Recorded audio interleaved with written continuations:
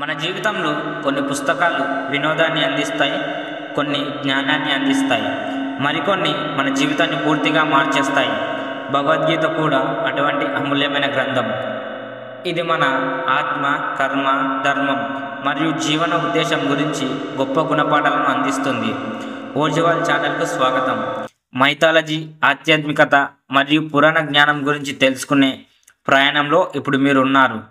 ఈరోజు మనం ఆధ్యాత్మిక పుస్తక సమీక్షల సిరీస్ ప్రారంభిస్తున్నాం.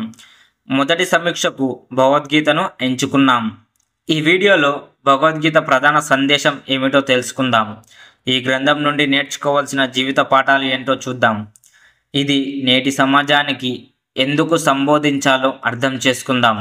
ఈ వీడియో పూర్తిగా చూడండి. చివర్లో ఈ గ్రంథాన్ని మీ జీవితంలో ఎలా ప్రయోజకరంగా ఉపయోగించుకోవచ్చో వివరంగా చెప్పబోతున్నాం.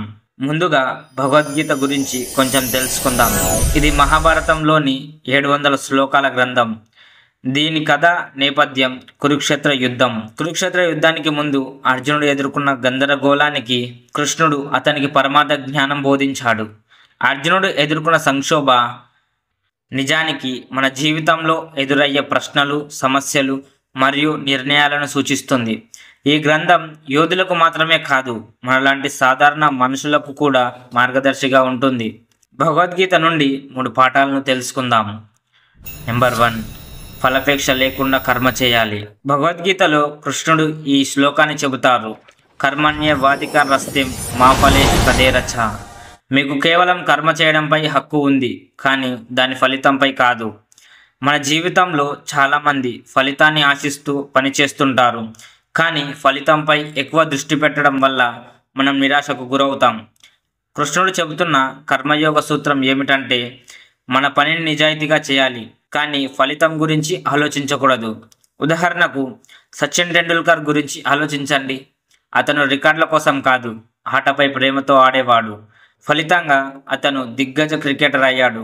నెంబర్ 2, మనసును అధిగమించండి. మన బాధలన్నీ బయట కాకుండా మన మనసులోనే ఉద్భవిస్తాయి. మనం ఎక్కువగా ఆలోచించడం, నెగిటివ్ ఫీల్ అవ్వడం వల్ల జీవితంలో శాంతి కోల్పోతాం. భగవద్గీత ప్రకారం మనసుని నియంత్రించగలిగితే శాంతి, స్థిరత్వం మరియు ఆనందం పొందవచ్చు. ఉదాహరణకు గౌతమ బుద్ధుడు తన ఆలోచనలను నియంత్రించడం వల్లే బౌద్ధ ధర్మాన్ని స్థాపించగలిగాడు. నెంబర్ 3, నిజమైన ఆనందం అంతర్గతమే. భగవద్గీత మనకు అద్భుతమైన సత్యాన్ని బోధిస్తుంది. భవ్యానందం వెతుక్కోవడం వృధా, నిజమైన ఆనందం మనలోనే ఉంది. మనలో చాలామంది డబ్బు, విజయాన్ని ఆనందంగా భావిస్తారు, కానీ నిజమైన సంతోషం మన మనసు స్థిరత్వంలోనే ఉంటుంది.